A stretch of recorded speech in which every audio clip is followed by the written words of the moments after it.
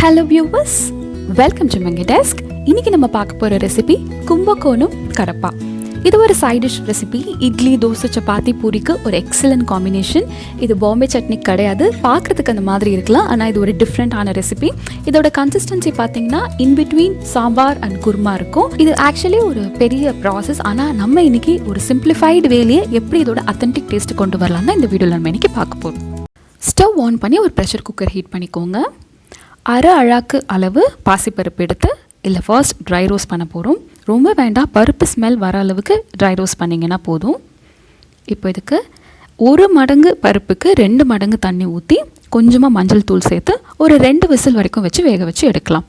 இப்போ இது வெந்துட்டுருக்கிற டைமில் ஒரு பேனை ஹீட் பண்ணி தேவையான அளவு எண்ணெய் ஊற்றிக்கோங்க.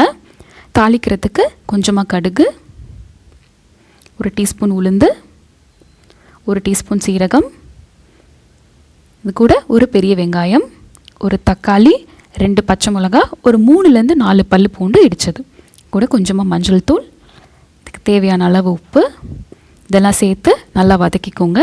இதெல்லாம் வதங்கின பிறகு நம்ம வேக வச்சு எடுத்தோம்ல அந்த பருப்பை அது ஃபர்ஸ்ட் நல்லா மேஷ் பண்ணிக்கோங்க. இதுதான் நம்ம கிரேவிக்கு ஒரு திக்னஸ் கொடுக்க போது. இதை நல்லா மேஷ் பண்ணிவிட்டு பேனில் நம்ம வெஜிடபிள்ஸ் பார்த்துக்கணும்ல அது இது கூட ஆட் பண்ணிக்கலாம். இந்த ஸ்டேஜில் உங்களுக்கு திக்னஸ் வேணும்னா ஒரு உருளைக்கிழங்கை கூட வேக வச்சு மேஷ் பண்ணி சேர்த்துக்கலாம். ஆனால் இது இப்படியே இதோட டேஸ்ட் ரொம்ப நல்லாயிருக்கும். இப்போ இதுக்கு தேவையான மசாலா ரெடி பண்ணிடலாம். ஒரு ட்ரை மிக்ஸி ஜாரில் கொஞ்சமாக தேங்காய், டேஸ்ட்டுக்கு ஒரு 2 முந்திரி சும்மா ஃப்ளேவருக்கு தான், 2 பச்சை மிளகா, கூட கொஞ்சமாக சீரகம்.